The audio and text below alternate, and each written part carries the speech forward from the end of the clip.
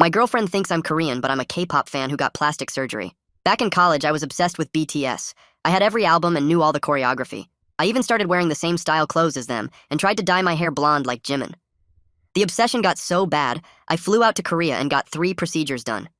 Rhinoplasty to slim down my nose, jaw reduction to get that V-shaped face, double eyelid surgery to change my eye shape. By the time it was done, I looked exactly like I dreamed about, so much so that people even started speaking to me in Korean at the grocery store. I met Hannah on Hinge 2 years after the last surgery. My BTS phase had mostly faded by then, but I still had the face to prove it happened. Her first message asked if I was Korean, and without thinking I said yes. It felt easier than explaining the whole embarrassing truth about my college obsession. She was so excited to match with another Korean person in our small college town. Our first 3 dates were perfect. She took me to her favorite Korean restaurant, and I just ordered whatever she suggested. When she asked about my family, I said they lived in Seoul, and we had a complicated relationship. Not a total lie, since my Italian parents were still pretty upset about my face. She believed everything because why would anyone lie about something so stupid? The lies started piling up fast. I told her my Korean name was Park Jun-ho, which I stole from a drama I watched freshman year. When she asked why I went by Joey, I said it was easier for Americans to pronounce. She thought that was so thoughtful of me. Hannah's best friend, So-min, was actually Korean and wanted to hang out all the time. I kept making excuses about work whenever she invited us to Korean movie nights or pojangmatcha dinners. Everything got more complicated when Hannah signed us up for couples cooking classes at the Korean Community Center. I tried to get out of it, but she'd already paid and was so excited to learn traditional dishes together. The instructor spoke mostly Korean and expected me to translate for Hannah. I just nodded and repeated whatever motions everyone else was doing. When the teacher asked me direct questions, I pretended to be shy. The worst part was how much research I had to spend hours memorizing Korean food names and studying holiday traditions on Wikipedia. I learned enough phrases to fool Hannah, but actual Korean people always looked at me weird. 6 months into dating, Hannah wanted to visit Korea together. She'd been saving money and found cheap flights for winter break. She showed me her itinerary full of temples and palaces and meeting my family. I made up a story about my parents traveling to Italy that month to visit relatives. She offered to change the dates, but I said they'd be gone all winter. Her face fell, but she didn't push it. Things started unraveling at her company's holiday party. Her boss was this older Korean woman who owned an import business. She took one look at me and started rapid-firing questions in Korean. When I just smiled and nodded, she turned to Hannah with this confused expression. She said something that made Hannah's cheeks turn red. Later, Hannah told me her boss asked why I was pretending not to understand Korean. After that night, Hannah got suspicious about everything. She'd randomly test me by asking for translations of signs or menus. She'd play Korean music and watch my reaction to see if I knew the songs. Once she pretended to hurt herself and yelled something in Korean to see if I'd naturally respond. I just stared at her blankly and she looked so disappointed. The paranoia was eating me alive. I started avoiding mirrors because looking at my surgically altered face reminded me of the lie I was living. My parents hadn't seen me in over a year because I couldn't handle their comments about my appearance. I'd turned myself into someone else and now I was trapped pretending to be from a culture I'd only experienced through TV shows. Everything exploded at Lunar New Year dinner with her extended family. Her aunt had prepared this huge traditional meal, and everyone was sharing childhood memories. When they got to me, I panicked and told some story about celebrating in Seoul that I'd read online. Her cousin, who actually grew up there, started asking specific questions about my neighborhood and school. I was drowning in my own lies. Hannah saved me by changing the subject, but I could see doubt all over her face. On the drive home, she was completely silent. When we got to her apartment, she pulled out her phone and showed me something that made my heart stop. It was a Reddit post from my old roommate with photos from our dorm room. The walls were covered in BTS posters, and there I was with my old face doing the fake love choreography. She scrolled to the comments where someone had written, "Yo, isn't that Joey Marcelli from our psych class?" with a bunch of crying, laughing emojis. Then she pulled up my LinkedIn, which still had my real name, and a corporate headshot where you could kind of see my old features under all the changes. She'd done her research and connected all the dots. "I found this last week," she said quietly. "I've been waiting for you to tell me the truth." My mouth went completely dry, and I couldn't make any words come out no matter how hard I tried. I opened my mouth and closed it again like a fish gasping for air, while Hannah just sat there waiting for me to say something. My hands started shaking so bad I had to put them under my legs to make them stop. "I can explain," finally came out, but it sounded so weak and stupid that I wished I hadn't said anything at all. She stood up from the couch and walked over to the window with her back to me, and I could see her shoulders were rigid with anger. "I need you to leave," she said without turning around. "Come back tomorrow at noon and tell me everything. No more lies." Her voice was so cold and steady, it made my stomach drop. I grabbed my jacket and keys and stumbled toward the door, looking back once to see if she'd turn around, but she just kept staring out the window. The drive home was a blur, and I don't even remember how I got there or which streets I took. I sat in my car in the parking lot for 20 minutes before I could make myself go inside my apartment. Once I got in, I went straight to the bathroom and stared at my reflection in the mirror. The face looking back at me wasn't mine, and hadn't been for years. The narrow nose, the sharp jawline, the different eye shape, all of it was fake, and I'd done it to myself on purpose. I stood there for hours just looking at this stranger's face that I wore every day. Around 3 in the morning, I finally left the bathroom and grabbed my phone to text my parents. My fingers shook as I typed, asking if we could meet this weekend because I needed to talk to them about something important.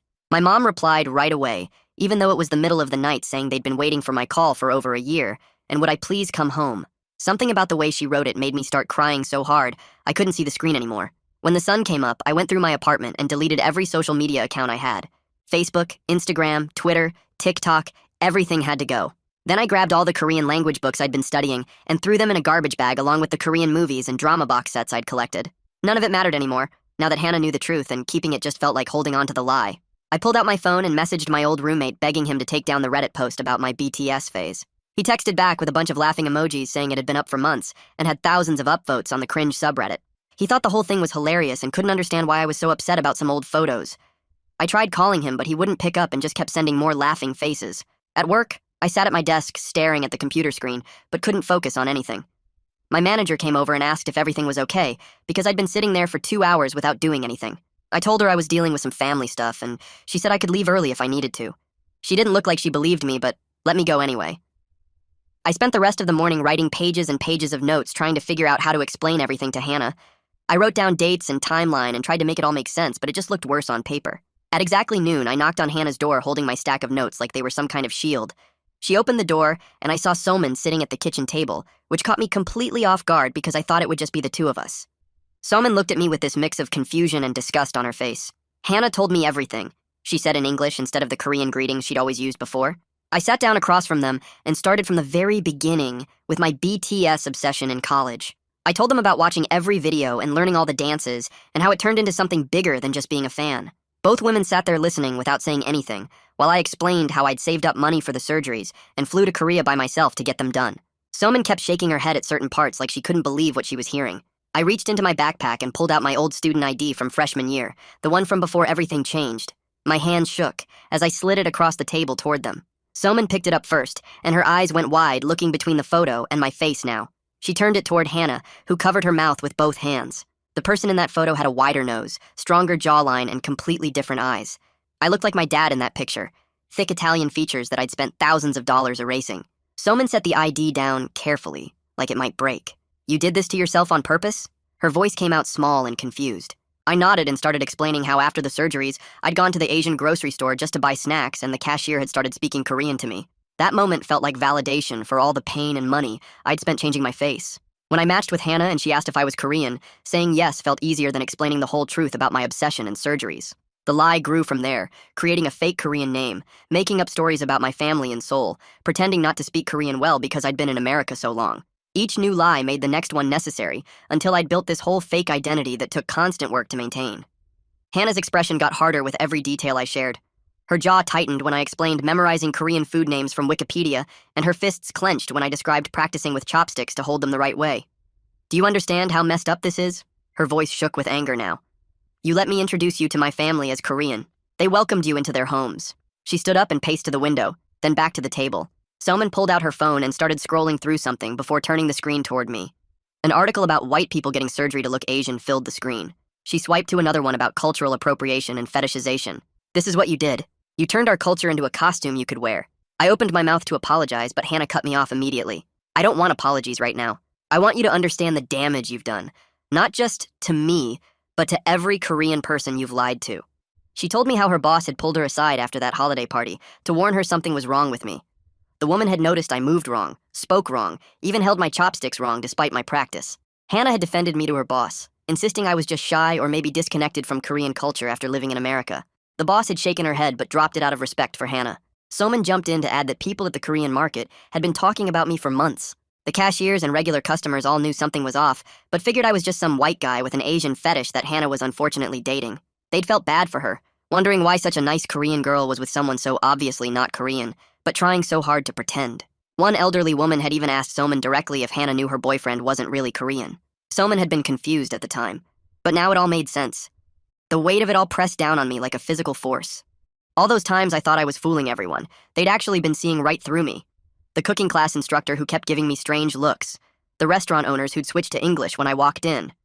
Hannah's relatives at family dinners who'd exchange glances when I fumbled cultural references. They all knew, and I'd been too deep in my own delusion to see it. My face burned with shame, thinking about how stupid I must have looked to all of them. This obviously non-Korean person, desperately pretending to be something I wasn't. Hannah told me to leave, and said she'd text if she decided she wanted to talk more. I gathered my things slowly, hoping she might change her mind, but she just stared at the wall, refusing to look at me. As I walked toward my car, I heard footsteps behind me. Soman had followed me out. "You need serious help," she said firmly. "Normal people don't do what you did." She turned and went back inside before I could respond. I sat in my car for 20 minutes before I could drive, my hands shaking too badly to grip the steering wheel. That weekend, I finally drove the 3 hours to my parents' house, pulling into their driveway just as the sun was setting. I hadn't told them I was coming, but my mom must have been watching from the window because she opened the door before I could knock. The moment she saw my face up close for the first time since the surgeries, tears started rolling down her cheeks. She reached up to touch my cheek gently, like she was trying to find her son under all the changes. My dad came to the door, and I watched him struggle to look directly at my altered face. His eyes kept sliding away, like they couldn't quite focus on what I'd become. But then he stepped forward and pulled me into a tight hug anyway, and I felt myself starting to break down completely in their doorway. My mom led me inside to the kitchen, where she'd already set the table with all my favorite dishes from when I was a kid, the smell of her marinara sauce and fresh bread filling the whole house. She kept touching my face while we ate, her fingers tracing where my old jawline used to be, and I could see her trying not to cry every time she looked at me. "We miss our son's real face," she finally said, her voice breaking as she reached across the table to hold my hand. I told them everything about Hannah and the lies I'd been living for months, watching my dad's shoulders drop lower with each detail I shared. "We tried to warn you this would happen," he said, not sounding mad anymore, just tired and sad like he'd aged 10 years since I'd last seen him. My mom got up and pulled a folded piece of paper from the drawer by the phone, a list of therapist names she'd already looked up with their specialties circled in pen. She'd been researching people who work with identity issues, she explained, hoping I'd eventually come home and ask for help. I took the list and promised to call someone that week, then spent the rest of the weekend at their house trying to remember who I used to be before all the surgeries. Monday morning, I called the first name on the list and booked an appointment for Thursday, then spent the next 3 days wandering around my apartment, picking up and putting down the same Korean language books over and over. Without the fake identity I'd been wearing like armor, I felt completely empty, like there was nothing left underneath all the lies I'd been telling. My phone buzzed with a text from Hannah asking for the password to our shared Netflix account. Then another for Hulu. Then Disney Plus. Then all the food delivery apps we'd set up together. Each request felt like she was cutting another tie between us, removing every trace of me from her life, one subscription at a time. Thursday came, and I drove to Dr. Tao Chin's office in a strip mall between a nail salon and a tax place, sitting in the waiting room for 20 minutes before he called me in. He listened to my whole story without interrupting, just nodding and taking notes while I explained about the surgeries and the lies and how it all fell apart. "Why do you think your own identity wasn't enough?" he asked when I finished, and I realized I'd never actually thought about it that way before. He gave me homework before I left, telling me to write about my actual family background and cultural history, to research where my grandparents came from and what traditions they brought with them. It felt weird spending hours looking up Italian history and traditions with the same focus I'd once used for Korean culture, but this time, it was actually mine. Actually, real. Friday night, my phone lit up with another text from Hannah, this one longer than the others, saying she needed me to tell the truth to everyone we'd lied to together.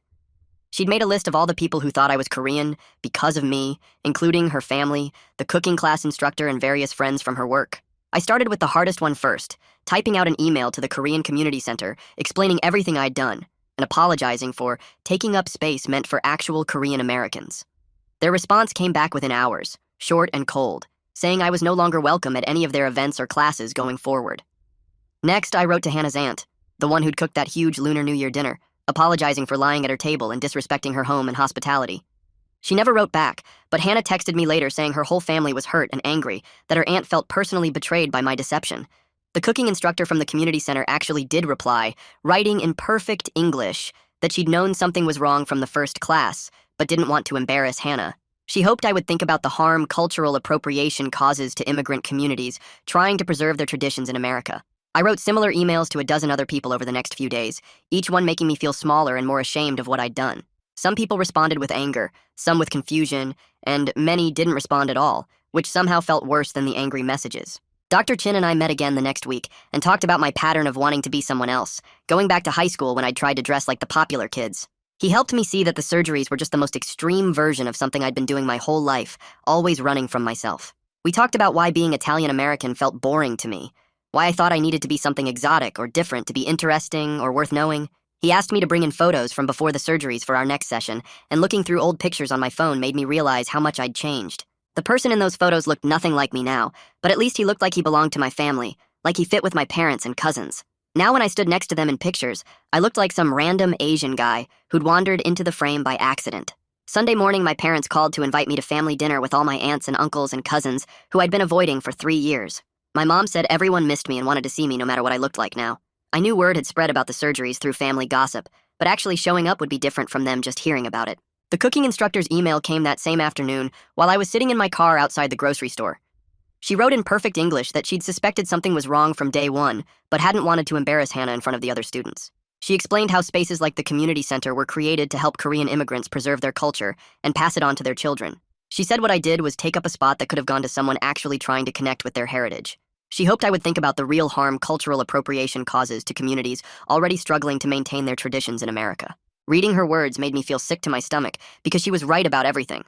I'd treated their culture like a costume I could put on and take off whenever I wanted.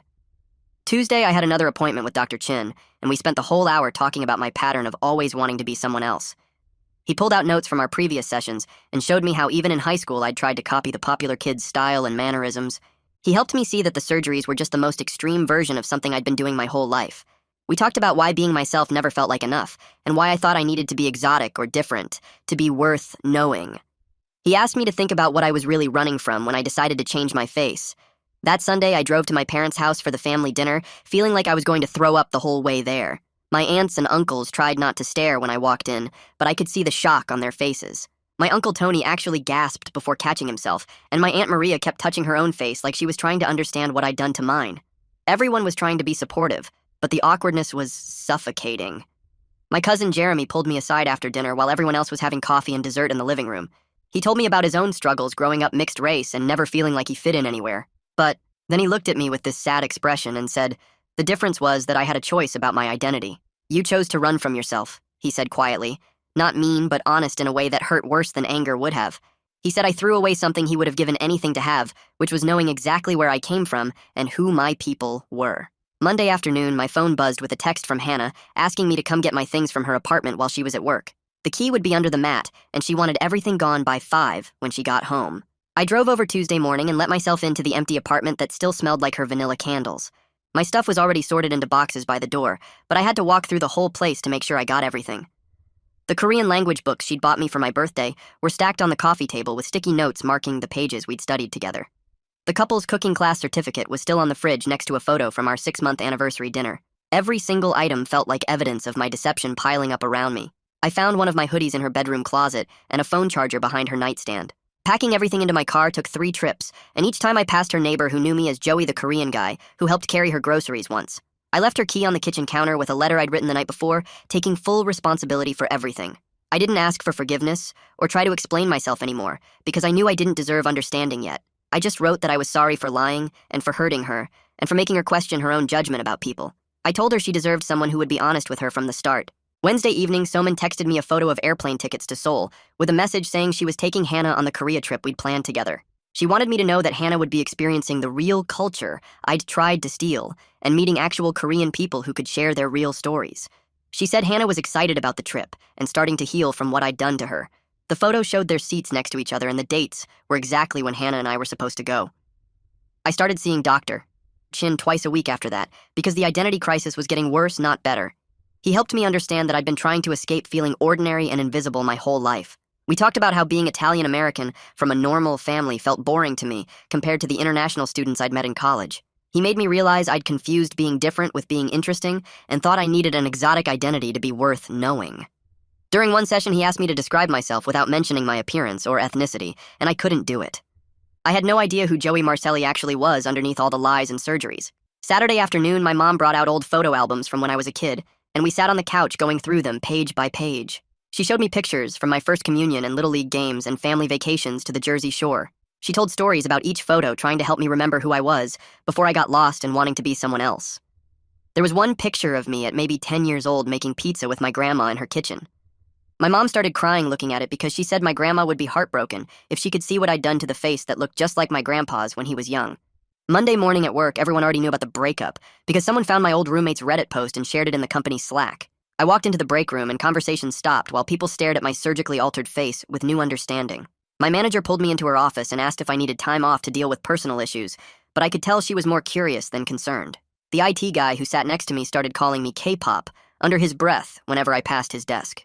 HR sent out a vague email about cultural sensitivity, but that just made things worse because now everyone was talking about it. I ate lunch in my car for the next 2 weeks and started looking at job listings in other cities. During my next session with Dr. Chin, I showed him apartments I'd found in Portland and Austin, but he pushed the laptop away and asked why I thought running would solve anything. He made me list all the times I tried to escape from problems instead of facing them, and the list filled 3 pages of his yellow notepad. We spent the whole hour talking about how I'd moved to Korea for surgeries instead of dealing with feeling boring, how I'd lied to Hannah instead of explaining my past, how I was ready to flee town instead of handling the gossip. 3 months crawled by and I forced myself to stay put and face the stares and whispers. My parents found an Italian-American club that met every Thursday at the community center and signed me up without asking. The first meeting was just old guys playing cards and talking about their grandkids, but they welcomed me anyway and taught me to play Scopa. I started going every week and learned about feast days and regional dialects and recipes their mothers brought from Sicily and Calabria. One Saturday I was buying groceries when I turned the corner and almost crashed my cart into Hannah's. She was holding a basket full of vegetables and her hair was shorter, and she looked good. Really good. Like the breakup had somehow made her stronger. We stood there frozen for a few seconds before she said hi and asked how I was doing. I told her about therapy and the Italian club, and she nodded and said she was glad I was getting help, but she wasn't ready to forgive me, and maybe never would be. She walked away, and I stood there holding a box of pasta for 5 minutes before I could move again. That Sunday, my dad called me over to help him make Sunday gravy, the way his mother taught him.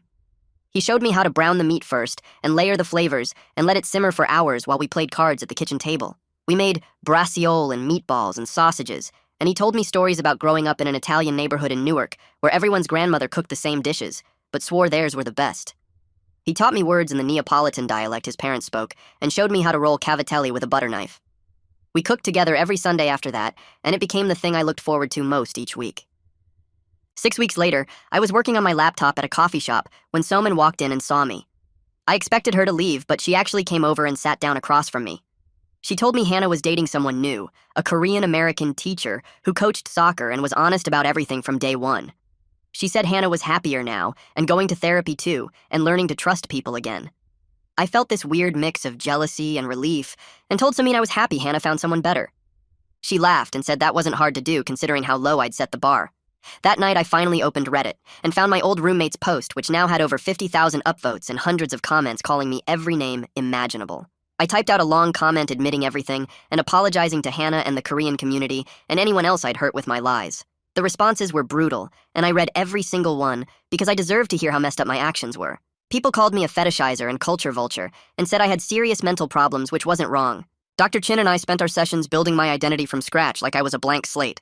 We made lists of my actual interests, which turned out to be pretty normal stuff like hiking and cooking and old movies. We talked about my values and what mattered to me when I stripped away all the lies and pretending. It was slow work, and sometimes I felt like I was drowning in how ordinary I was, but he kept reminding me that being ordinary wasn't a crime. My relationship with my parents got better every week as we spent more time together without the weight of my lies between us. They still hated looking at my changed face, and my mom sometimes cried when she saw old photos, but they were learning to see past the surgeries to find pieces of their son still there. My dad started introducing me to his friends as his son, who was going through some stuff but was getting better. The college contacted me through LinkedIn, asking if I'd speak on a panel about cultural appropriation and identity. The thought of standing in front of students and admitting what I'd done made me want to throw up, but I said yes because it felt like something I needed to do. The panel was 3 weeks away, and I spent every night practicing what I'd say about how my obsession turned into appropriation and lies that hurt real people. The students stared at me from their seats while I stood there sweating through my shirt. I told them about flying to Korea with my college savings and sitting in that clinic waiting room surrounded by actual Korean people getting minor procedures while I was there to change my whole face. The moderator asked me to explain the surgeries, and I described each one.